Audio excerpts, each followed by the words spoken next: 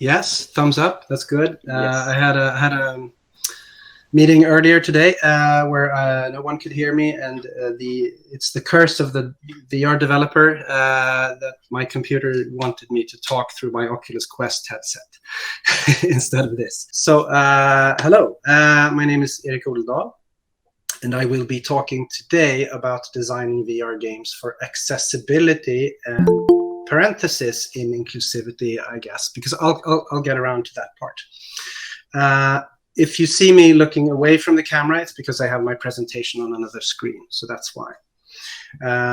So I'll just briefly begin by presenting who I am. So I've been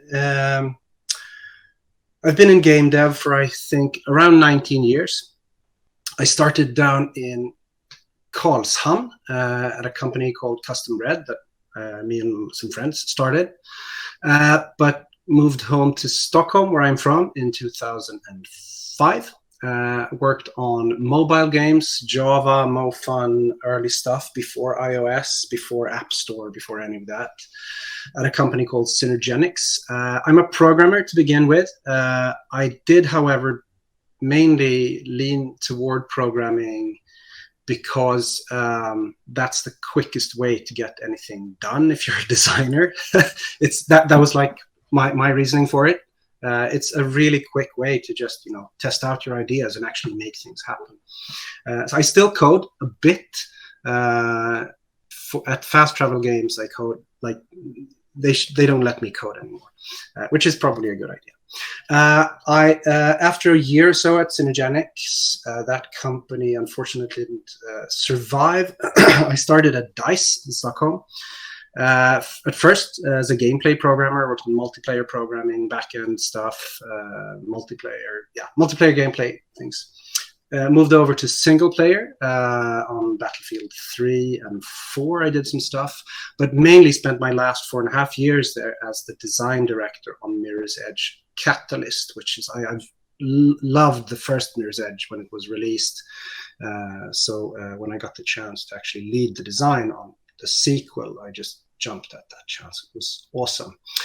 I did, however, leave DICE more or less exactly the day Catalyst was released to co-found Fast Travel Games with two people I've known for quite a while, Oscar Burman and Christopher Benjaminson. We all met during our time at EA and DICE. And at Fast Travel Games, we've released 4 games now since our founding in 2016. Outside of work, I write. Not as much these days as I wish. I love writing, but writing short stories, have one novel published, etc. But more specifically, I also write all our games so far,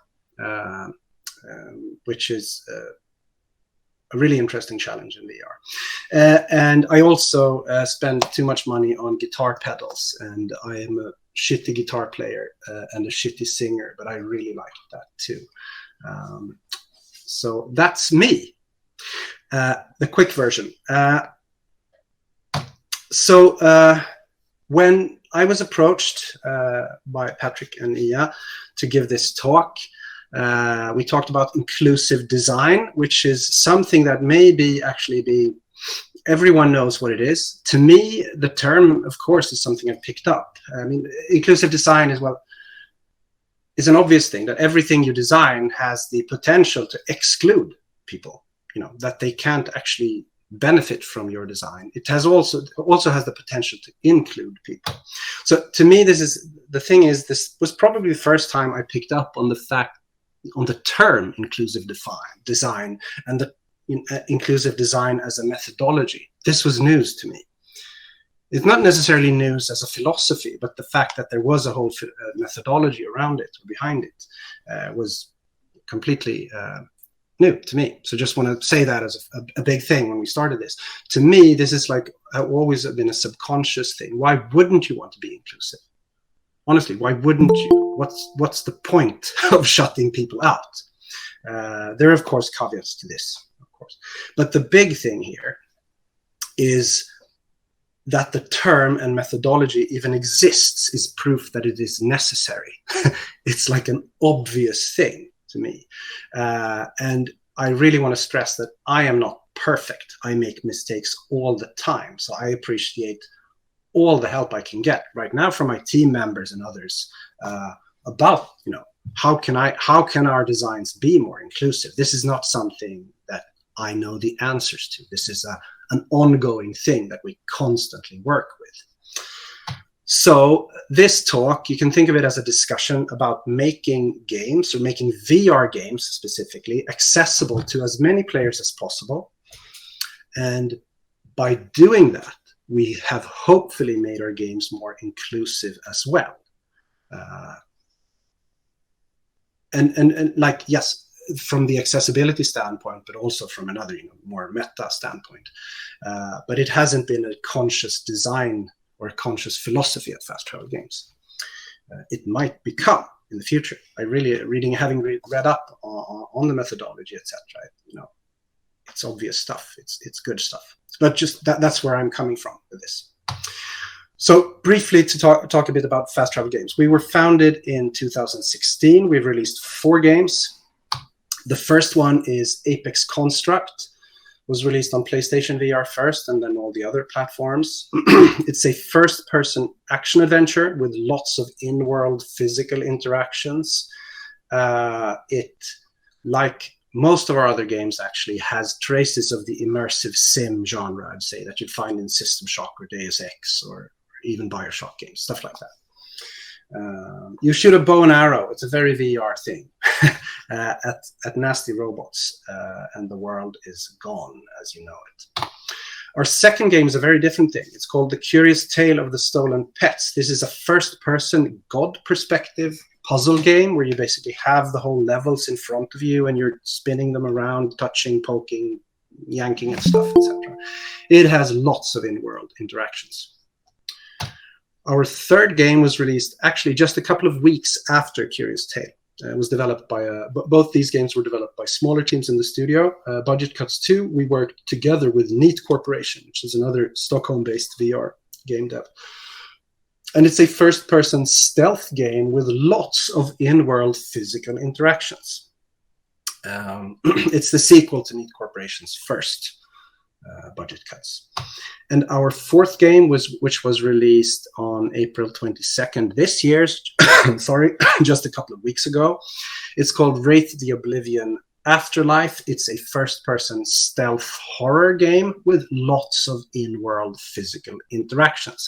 So you see there's a common thread here. It's the in-world interactions, mostly physical interactions, but sometimes animation-triggered stuff. And they're all first-person in some way, which is different. In VR, you're always in first person. Even if you control it, or there are some games where you actually have a very, very weak or almost invisible first person presence, but it's always there in a way that you wouldn't see on a flat screen. In games like, you can say that Diablo has no first person at all. But yeah. So before we move on, I'm actually going to ask you to look at the launch trailer for WRAITH the Oblivion Afterlife. So you have, maybe if you haven't seen it already, you can take a look at it. I think Ia will share the link. There you go in the chat. So please take a look at that. It's roughly 90 seconds or so, and then you will have a clue about what I'm going to talk about maybe later.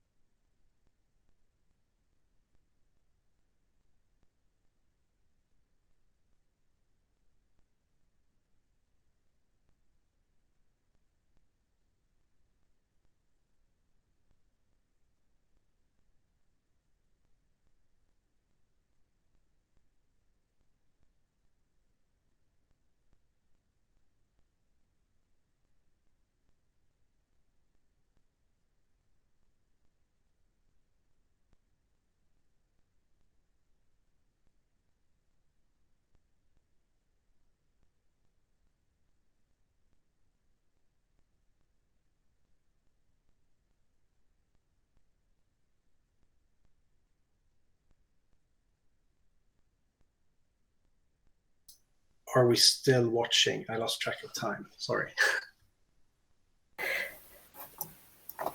I'm done. I'm done. It's awesome. It's awesome.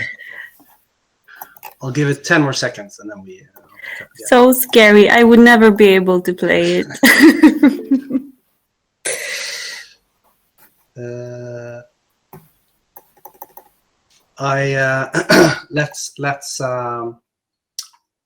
I'm going to move on. I hope there's more trailers on our YouTube homepage, so please take a look if you find this interesting.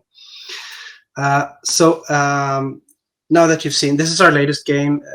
Theme-wise, it's quite different from what we've done before. We're kind of jumping between genres a bit, but we have a mission statement. This is something we formulated early when we started out, and it's basically that everyone should be able to play our games as long as they have a headset and as long as they have motion controllers of some kind.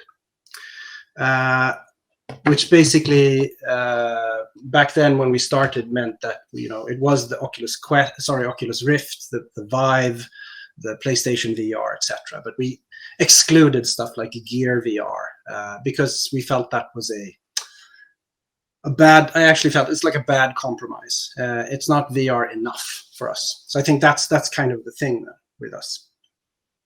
And this means that VR, I mean, we say we want to be inclusive. We want as many people as possible to be able to play our games. But the thing is that VR, and you can't deny this if you're a VR developer, it is a bit exclusive as a technology and as an experience, because you do need a VR headset, which up until recently was fucking expensive. And also the computers that you required to run them were even more expensive. So it's like, that's like, okay, so you have this exclusive club of people rich enough to buy this.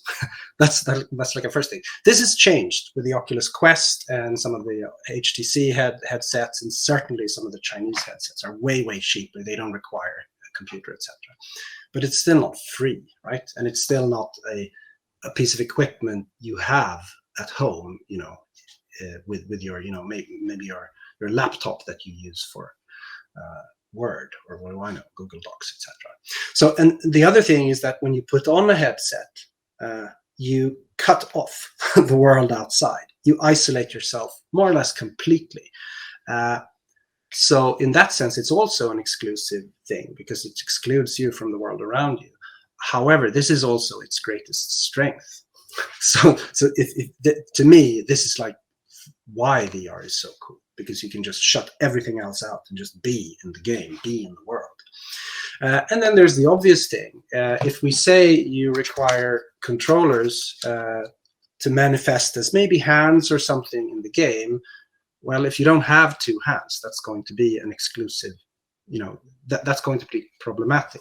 And we as a company haven't necessarily designed for one-handed interactions or just one hand. I'd say that Curious Tale works fine with just using one hand. We actually made it so you can use just a DualShock on PlayStation, etc. But so in that sense, we do exclude players. I just want to say that. But what does accessible design VR design at FTG mean? Well, it means for us to aim for the best suitable player presence for the project. And the player presence is the players' presence in the world. We always put them inside worlds. You're not watching something, you are in it. This is like the most important thing for me in VR. That means we have to think hard and work hard at stuff like the interaction model. How do you interact with things? How do you lift them, throw them, push them, pull them? One-handed, two-handed. Can you pull things apart, etc.? There's a lot of time and dev time comes into this. There's also the question of locomotion. How do you move around in the game world? And this is like also another big thing in VR, because it's completely different from any type of flat screen experience you've had, because you move yourself. You're not moving just like a version of yourself. You're actually moving yourself. At least that's what your mind thinks. And we also have to think about body representation. How are you represented in the game? Hands, arms, full body, male, female, all that kind of stuff is like something we think a lot about. We also have another design philosophy, which is basically we should streamline our design. This does not mean dumb it down, but it means that we don't want to make it mechanically complicated to achieve your goals in what you want to do in VR. The cool thing with VR is it removes tons of abstractions that we've become used to in flat screen games. Like if you want to press a button on a computer in a flat screen game, you press A on your joypad. You don't in VR. You press the button using your finger. Like it removes those abstractions. And if anytime you introduce any kind of mechanical, not complexity, but complication into this, then it ruins immersion. It just ruins your experience, we feel. And it also makes the game harder to understand. So, and a byproduct of this is basically when trying to make the game behave, we're trying to make the game behave as the player expects it to. That doesn't mean that the game should be physically correct or anything like that. But you have to work a lot with haptics and basically play testing the hell out of your games and also doing a healthy bit of guessing. Most players will probably like it this way because that's kind of what we have to do as game designers and game developers anyway. So there's certain types of play styles in VR.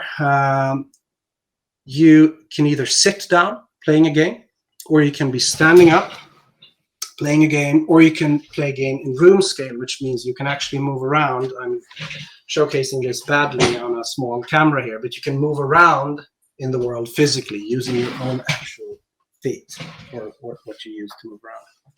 And the thing we said, an FTG game should always support all of them in our games. And this means we have to adapt our designs because a game designed only for room scale, how is that going to work for somebody who sits on a desk chair in front of their work desk? They won't be able to reach stuff up there or even stuff on the floor, etc. It basically, so we design our games to work for all these situations, and this is not easy. It takes time, it takes a lot of play testing, etc. And also guesswork again. But the thing is, for all our games, we've supported all of these settings. This is something that is really important for us, and we will continue to do so, unless the game is. I guess when we come up with, a good enough idea that may only work in sitting down, then maybe that could be something. You could argue that you don't need room scale to support an X-wing simulator or something like that. But still, for us, we haven't gone there. I think it's the thing here is we make sure the game works for people who are sitting, standing, or room scale. And also, all data shows that VR players, when they get their new headsets, they are usually very mobile. They move around a lot, but as they play more and more, they become more still because it can be physically exhausting to move around that much, right? So they eventually end up standing, and eventually a lot of them end up sitting, and they still want to play the same games. So not supporting all these things is, first of all, a bad choice because you exclude people, but second of all, it's probably a bad financial call too. So that's also, and money, that it pays our rent, right? Pays our food. So that's a good thing. You want to sell games as well. And then we have stuff like interactions that we think a lot about, and we want them to feel as natural to the player as possible. But this is like call it the curse and the joy of being a developer, that if you're in a VR world, if it looks interactable, it should be interactable. I dare a VR dev to put a button somewhere in a game and not make it interactable. It's just going to take people completely out of the immersion.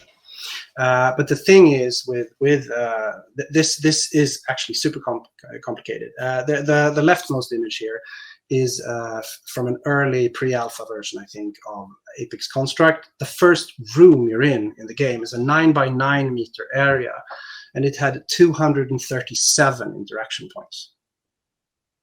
So compare that to a typical flat screen game, like, you know, say one of my favorite games, Bloodborne. You go into the cathedral, you fight the boss. How many interaction points do you have in that giant, like 200 square meter area? After the fight, you have one interaction point. We had 237 in 9 by 9 meter area. It's like, if you put the button there, you need to give the player a response. You know, even if it doesn't actually do anything, maybe it just beeps, but you have to do it. Otherwise, it feels really, really weird. Apex Construct was just full of objects that didn't really have any gameplay purpose. But they beeped and they booped, and they moved slightly when you interacted with it. In Curious Tale, the center image there, we said that, you know, everything should be interactable. If you poke at something, you should get a reaction. Audio, animation, or physics. Something has to happen. And we kind of followed that through really well. Of course, if you poke rock, like the mountain in this image, it doesn't move. But there are tons of stuff on that mountain which does. And this is super, super important as well. For Afterlife, we went a little differently. We moved another route. It's kind of supported by the fiction as well. You're a wraith, you're dead. You can't actually interact with everything in the skin lands in the living world. But we also made sure that every interactable object has a gameplay purpose. Mostly it's about making sure that they make sounds, and sounds can be heard by specters. So that's like, and they have to, if you throw something, it'll bounce, it'll cause audio reactions at the specters, so you can trick them, or if you're not careful enough, you call them toward yourself. So in Afterlife, everything that you move has a gameplay function, which is very different from Apex Construct. I think for our next game, I'm pretty sure we'll end up with a compromise between Apex Construct's version and Afterlife's version. More stuff with gameplay functions, but just stuff that are physically, you know, correct for the player as well, because it's fun in VR to interact with stuff. That can also be a function in itself.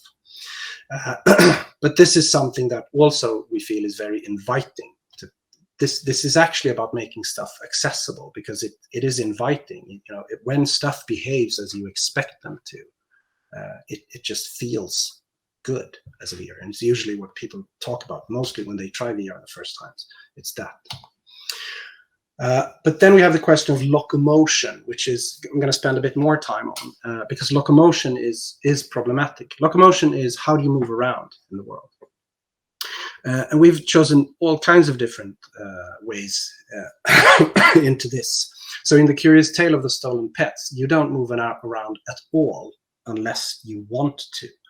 So you can sit down or stand up in front of these gameplay islands. You can turn them around by twisting them, or even using the thumbstick on your controllers. You can poke and prod and push, etc. We designed this to be the best possible welcome to VR game of all. If you put on a headset, if this is your first VR experience whatsoever, the Curious Tale should be easy for you to understand. I think we succeeded fairly well. I think we do support locomotion in this game, by the way. If you have a room scale environment, you can walk around the island instead of spinning it before you, etc. So that, I mean, it's a VR space. It's fully local or placed in a 3D world. But the thing here is that locomotion in VR is something, if you've worked in VR, if you read about VR, you're going to pick up stuff about motion sickness or simulation sickness or whatever it's called, right? And this is something that I believe will still be a hot talking point in 10 years' time. It's not going to magically solve itself. It's not going to magically be fixed with some magical piece of hardware. I don't believe that. If they do that, then I actually consider it magical. It's really cool. But what it means is we as developers have to think about it and fix it from a software point of view. And I think it's basically the responsibility of every VR developer to think about this. How do we handle locomotion from a software point of view so people can actually play our games? I think that's super important. We would never, consciously build a game where we say, well, fuck you, you can't play our games. We will make every effort to get people to play our games, to make it possible to do so. Curious was designed to be as easy to get into as possible. Our other games aren't. This is a big thing. It doesn't mean we don't take on challenges. But if you look at Apex Construct, and there's a little star there, and Budget Cuts 2, the main mode of transportation is by teleporting around. You point at a place, or in Budget Cuts, you actually fire a translocator, which has physical properties, and it bounces away. But basically, it's the same kind of functionality. You trigger, you basically point at the place, and then you teleport toward it. And this means that movement is instantaneous, more or less. You don't need to artificially move through a space, which means that you don't get motion sick. I actually wrote 99% of the users here, because there are probably people who feel nauseous from this as well. What this kind of movement does, it causes spatial confusion. Because if you're standing in one location and you teleport 5 meters away, potentially even looking at a different direction, you often have no clue where you are or where you were, etc. This is like a learned skill. You have to learn this. So every VR player that plays like this has to learn it. It's not something we naturally have. You can basically say that consider you're sitting here on a chair, and then you close your eyes, and when you open them, you're sitting on the other side of the room, without any physical sensation telling you actually moved. But the thing is, you do get used to it. It's a learned skill. So the thing here is, so in Apex Construct, it was a compromise. It's a world built to be explored. We build worlds to explore. We did ship with smooth locomotion or free locomotion as well, which I will talk about on the next slide. But basically, in Budget Cuts 2, however, it's definitely not a compromise. In both Budget Cuts games, the way you move around using teleportation and portals is the foundation of the game. And I'd argue that if you take it out, it's not Budget Cuts anymore. It's a different game. I love how the people at NeatCorp, not just solved locomotion for Budget Cuts 1, but actually made the whole game around a completely unique mechanic. It's like mind-blowing. I love it. They're geniuses in that sense. For Apex Construct, I feel it's a compromise, and it made stuff. I mean, teleportation gives you issues with AI and all kinds of stuff, which we managed, but you do have to manage them in that sense. But for Apex Construct, we actually shipped with both teleportation and smooth or free locomotion. And this is by basically letting the player move fluidly using your controllers, usually your analog sticks. And this is very, very similar to a standard flat screen first-person shooter movement. You move with one stick and you look around with the other one. What we don't actually look around with the other stick. We rotate the player's view, because you don't need a stick to look around. You do that using your own head. You'd look around as you do basically in the real world. And this is my personal right, because we build games with worlds that they're built to be explored. We want the player to be able to move around everywhere in them, etc. I personally like this way of moving around. Some people don't. Some people think it's not, it works much better in flat screen. I think it works perfectly well in VR. But this is an important thing. This causes motion sickness for many players. So you have to think about comfort options, and there are a ton of different comfort options you can talk about. I had a couple of slides about that, but I don't have time for them. So maybe we can return to them during the Q&A. But the thing is, I think now, with the VR market as it is now, if you want to reach as many people as possible, then you need to implement this if your game is about moving around. But you also need to implement comfort options and a comfortable fallback, kind of like what we did for Apex, where you can both use free locomotion and smooth locomotion. You basically, and think of this as like a market decision, but also, if you want to, as a decision that makes the game fun for more people, which is also invite people to your games. VR is still a very rapidly growing market, but it's a niche market still, and we want to include as many people, we want to invite as many people in it.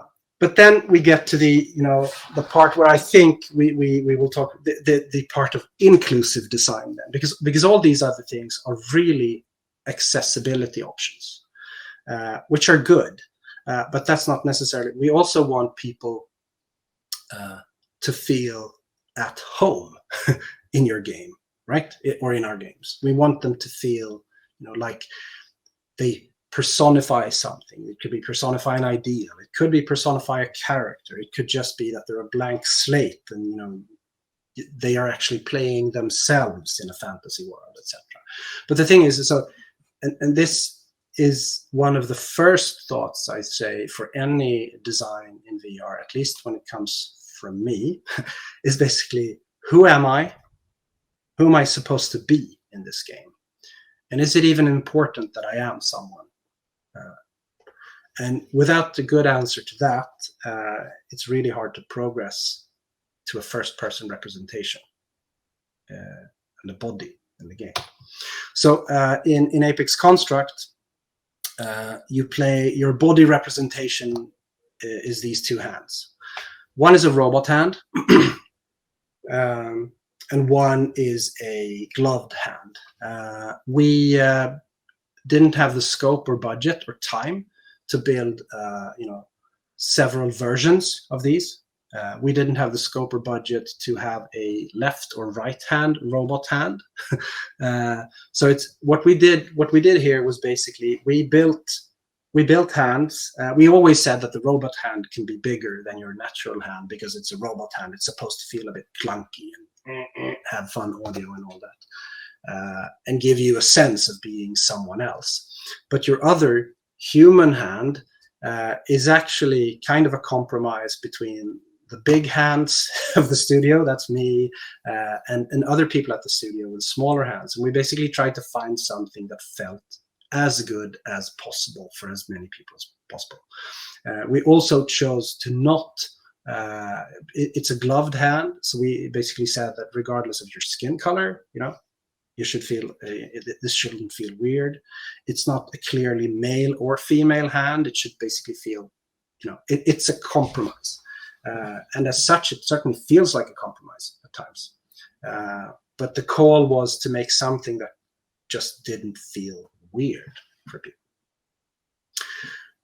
And in Apex Construct, this works really well because you are, as the story progresses, you basically realize that you are, it's actually, I'm playing Returnal right now, where you basically find dead versions of yourself as you play through the game. And this is a kind of a similar thing, where you realize you're not the first one in this world doing these things. So it really supports the story, the narrative supports that you basically put yourself into the world. And we never, there's no gender or anything like that explicitly in the story. However, and this is interesting now, for Oblivion, WRAITH the Oblivion Afterlife, you are very clearly playing Ed Miller, who is a, I think, 37, 38-year-old photographer from Los Angeles. He's never going to get older than 37 or 38 because he's dead. And he's dead when the game starts.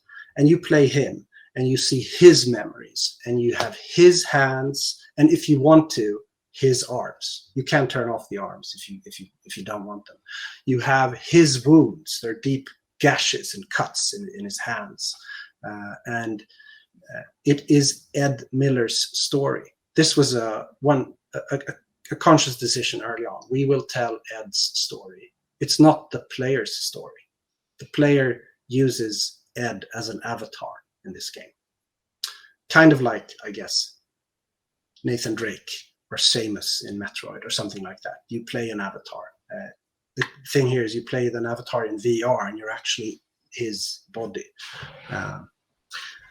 The one thing that we do, though, is Ed Miller is of different heights depending on how tall you are. In real life, for instance, if you sit down, we choose a height that is the median height for the American male, I think, which is 1.76 meters or something like that, or 74, maybe where your eyes are.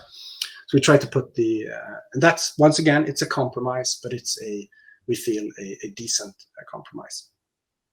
But in VR, if you're standing up and playing, you usually your same height. The same height you are in real life is how tall you are in the game, which is interesting. The thing here is, and I think this is where the part of inclusive design really comes in, how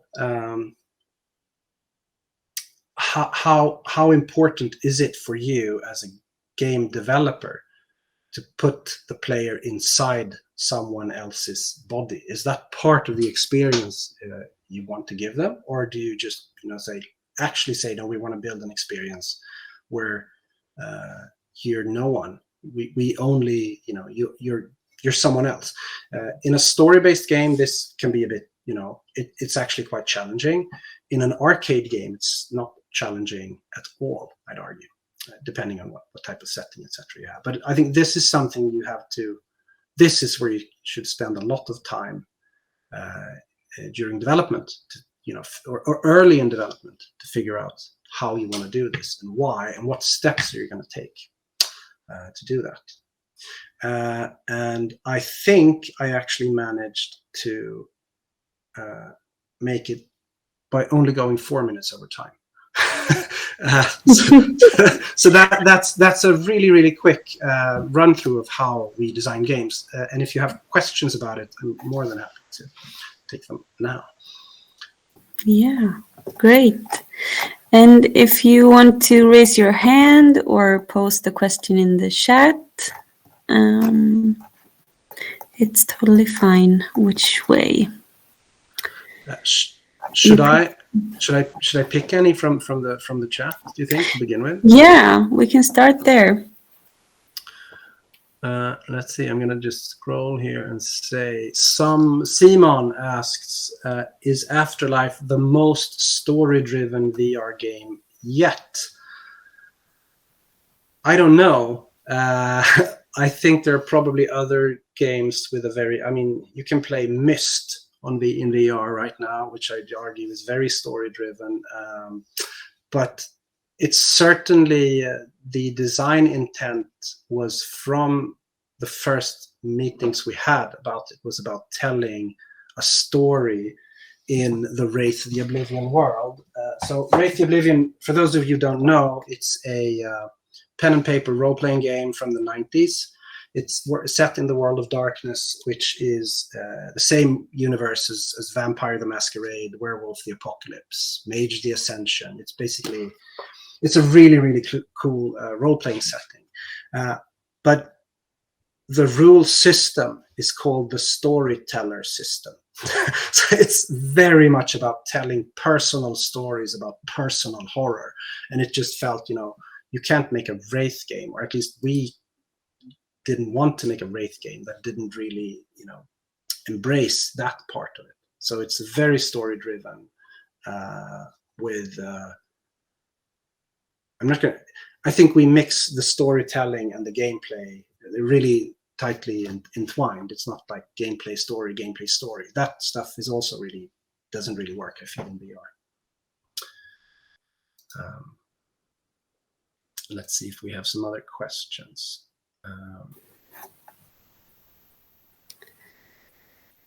Simon had another question. No. Well, yes. Yeah. If Oculus, so on Quest, on the Quest platform, you have hand tracking, which means that you can actually dump your controllers and play only using your hands.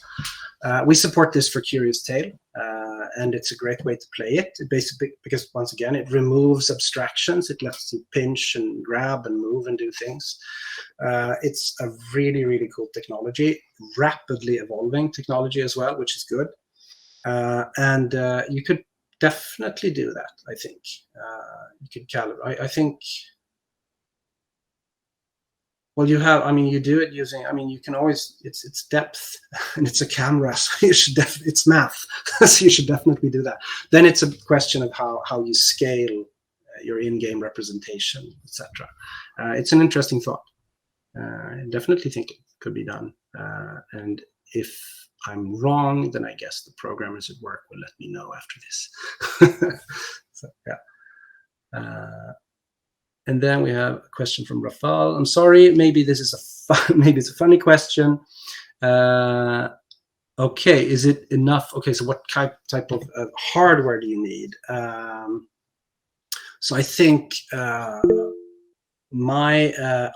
on a laptop now. It's a fairly sturdy laptop with an RTX card. But the thing is, the minimum requirement for VR is still, I think, a 970 NVIDIA card. Or maybe they raised it. I don't really remember. The thing is, when we started the company, me and Christopher, our CTO, we gave ourselves the low spec machines to make sure that the stuff we worked, you know, the stuff we built would work on the lowest spec computer. It wasn't 100% true. I think our CPUs were a little better, etc. But the thing is, it worked. Often you want more power developing because Unreal or Unity, etc., is going to eat your computer and spit it out if you have too little. But I think a GTX, that type of card should definitely be enough to work with, and it's probably a good idea to. I mean, we are our main platform for Afterlife and is the Quest. Or actually, this is a Quest 2, but our main platform was Quest 1. This is an Android. This is a standalone headset. It has nowhere near the capacities of a PC has, right?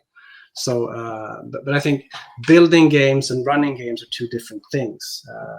If your computer is weak and you need, we can still spend, like, I don't know, 8 to 10 hours crunching out light data to bake light for the mansion, etc. It depends on the type of hardware you have available for certain things. Building a game and playing a game are two very different things. You should make sure it runs on the minimum specs, or at least be open about the fact that it won't to your players. But I also think it's not necessarily worth torturing yourself with a super, super low spec machine if you can afford to upgrade it a bit for development. Here's another thing then. VR is a relatively new thing. Feels like we've barely scratched the surface of what you can do with it. I agree. Do you ever feel that your approach of including everyone limits the things that you can put in your games and that it hinders your capacity for innovation? Absolutely. But I wouldn't change that anyway. I don't think innovation is necessarily...